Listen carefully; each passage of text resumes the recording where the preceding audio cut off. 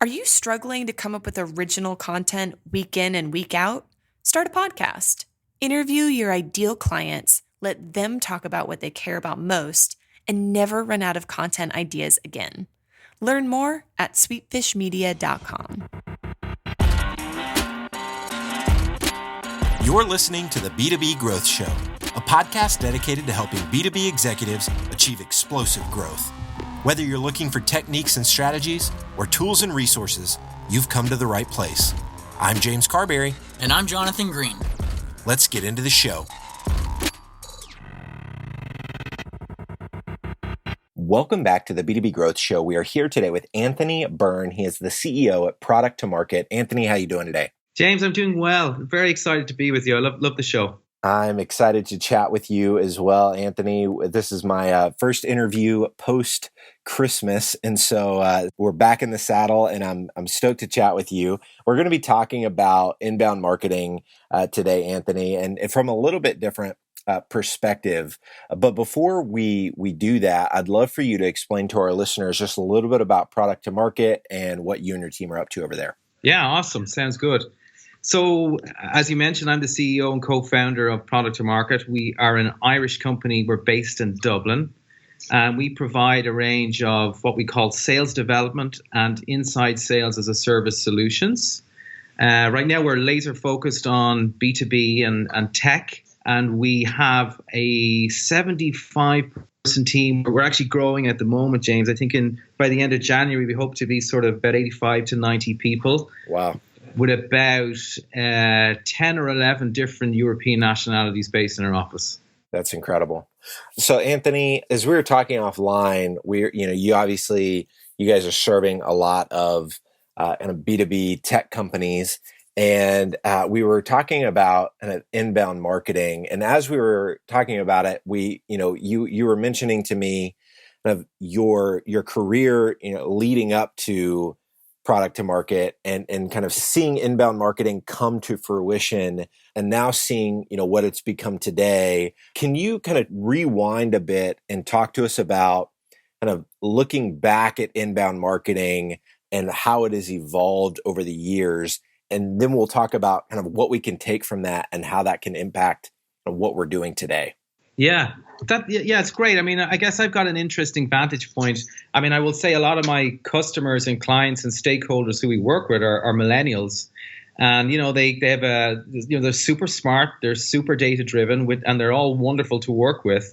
But a lot of them, never knew the world before, I guess, online and digital marketing. My own career, I suppose I started in selling as a career in sort of 99, the year 2000. Mm-hmm. I worked actually in a couple of Irish newspapers. So each week I was dealing with advertisers who were trying to get their content and their branded content into the newspaper.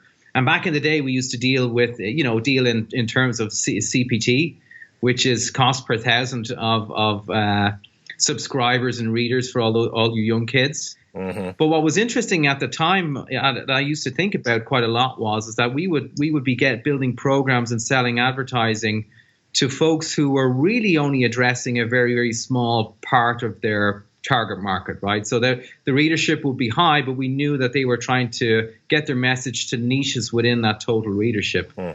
I guess as we got into sort of 2002, 2003, and 2004 out here in Europe, we saw the emerging of brands and B2Bs kind of going online to try and find and win new customers. And there was kind of an explosion. So everything in print sort of died, recessed very, very, very deeply. And I thought, this is time for me to get into something new. And I took a leap from working in advertising actually to work in marketing within a software organization here in County Cork in Ireland.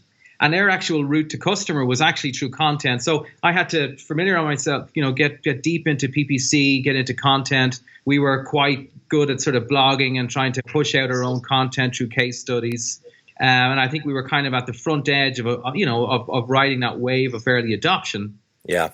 Well, what was interesting then, as we sort of got into sort of 2007, 2008, there was this massive explosion in what was called inbound marketing. And I think the messiahs, Brian Halligan and Dharmesh and folks like that who were sort of industry leading and sort of built out their own industry for themselves, really convinced the market that inbound marketing was the panacea. It was the way to go. And we saw everybody adopting content, trying to be a little bit more selective and a little bit more strategic about getting their market out there and using sort of the way that B2B buyers have changed really how they like to find suppliers and adopting an inbound marketing strategy. Got it. And so what have you seen from the buyer's perspective?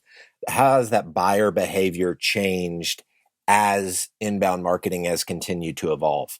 Well, here's the thing. So like any B2B buyer has a incredible encyclopedia, as much information about any supplier or any product as they need to find, right? Through their browser and through a search engine, right? So I guess gone are the days where B2B buyers need to tolerate salespeople or need to hear the pitch as much as they used to, right? Because they figure if this is something that's good for me, I'm going to educate myself and I'm going to pull myself out almost through that process of awareness. I guess the challenge is, and I guess this is something I think we do very well in our organization, product to market, is that certainly within certain markets in B2B, buyers may not perceive that they have a need for a new solution. So you're dealing in, we deal in tech markets, certainly on the enterprise level, most organizations have some adequate solution, and we've got customers who are trying to disrupt what's already in place.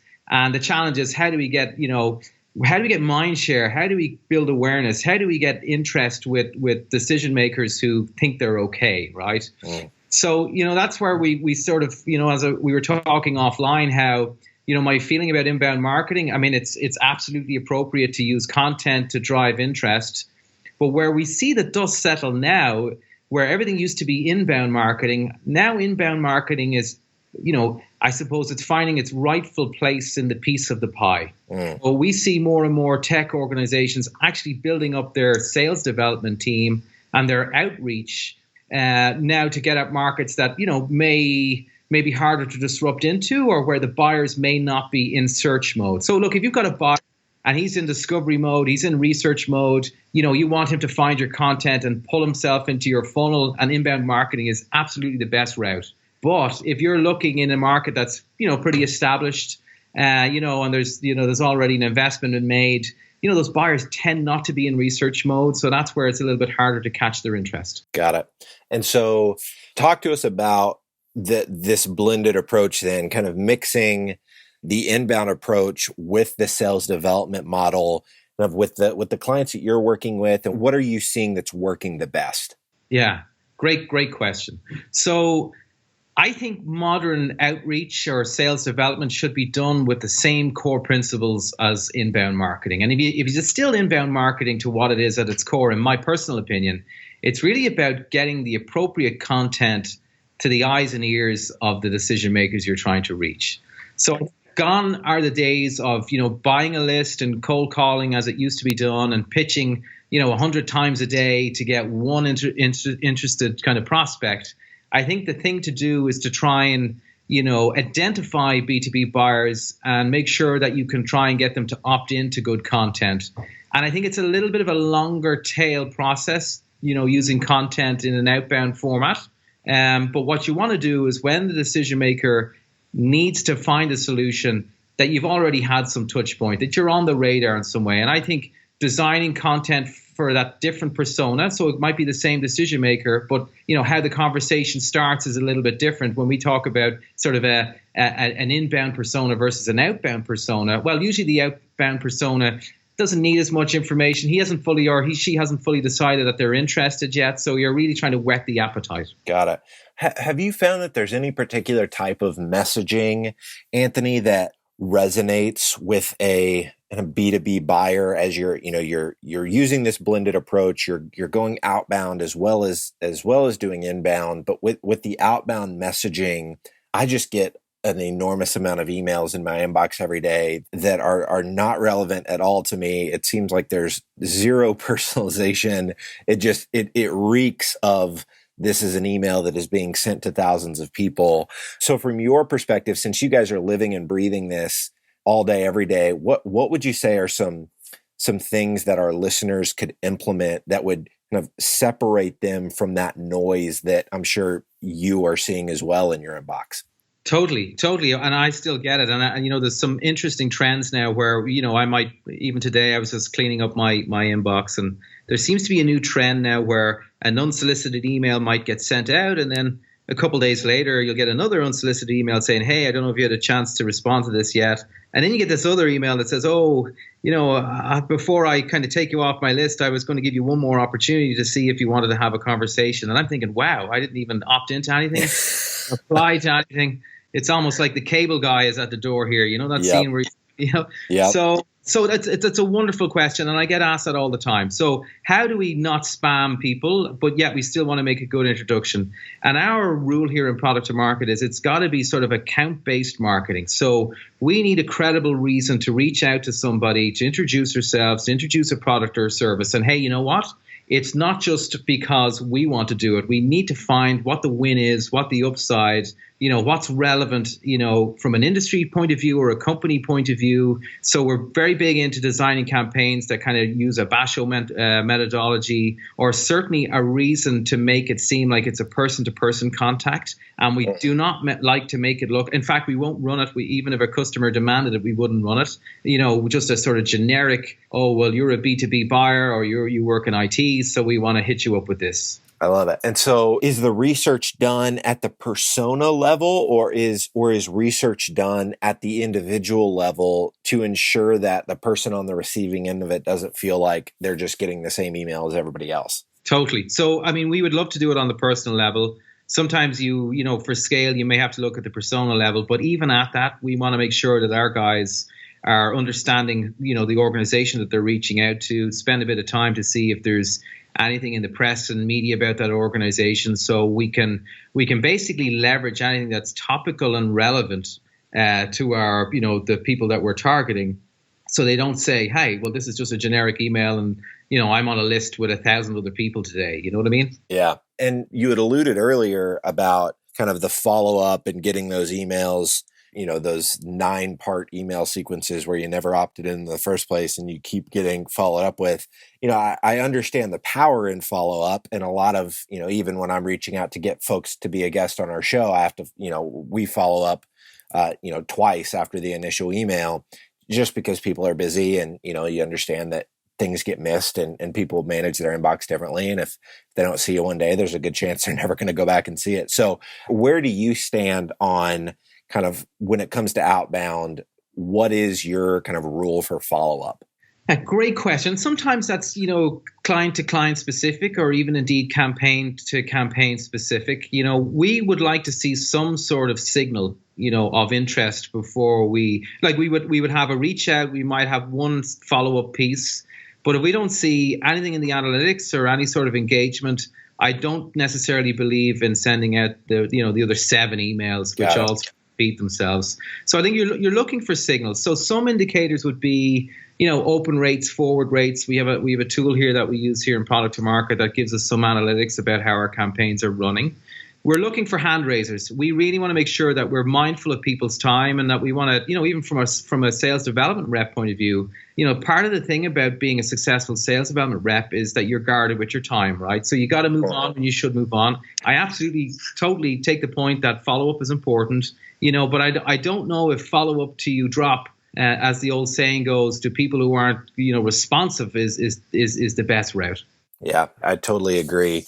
Anthony, this has been incredibly insightful. It's been super helpful for me. I want to close by asking a question that I've been asking for the last few weeks that I've really loved hearing the responses for. And it's a question about legacy. What would you say, Anthony, is the legacy that you want to leave?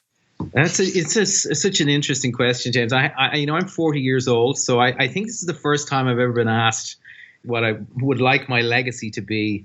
I guess one cool thing about our organization, Product to Market, and indeed anyone who's looking for talent, sales development seems to be kind of the first step for many in the sales career. And I can honestly say that over the last 6 or 7 years, we've hired some amazing people. And I think, what we'd like to be known for is, getting people started within their sales careers. So a cool thing about an organization like ours is you can really see how people, where their trajectory goes beyond leaving our organization. And I can say that we've got some wonderful people who are now out in industry. They work in Google, LinkedIn, they work in Zendesk, they work in Nitro, really wonderful organizations. And I think them serving their time in our organization and learning the skills and doing the hard work and the hard yards, as we say here, has really helped them leverage into some great roles within some great organizations. And we're actually a ton proud of that here. I love it. Anthony, if there's somebody listening to this, they want to stay connected with you or they want to learn more about product to market, what's the best way for them to go about doing that? I would love to connect with all your listeners for sure. So I'm Anthony E. Byrne. And if it's okay, I might spell that for you because people sometimes it's spelled like Mr. Byrne from The Simpsons, but or Mr. Burns from The Simpsons, but it's at ANTHONY EBYRNE, and that's my handle on Instagram, on Twitter, on Facebook. I have my own blog, which is anthonybyrne.com, anthonyeburn.com as well. So I'd love to connect with everybody. I love it. Anthony, thank you so much for your time today. This has been fantastic, so I really appreciate it. My pleasure, James. Hopefully speak to you again soon. If you're a B2B marketer, we want to feature you on sites like the Huffington Post, Social Media Examiner, and Chief Marketer. Every week, we send out a question related to B2B marketing. We use the responses to those questions to fuel the content we write for really popular websites. So head over to sweetfishmedia.com/questions and sign up today. Thank you so much for listening. Until next time.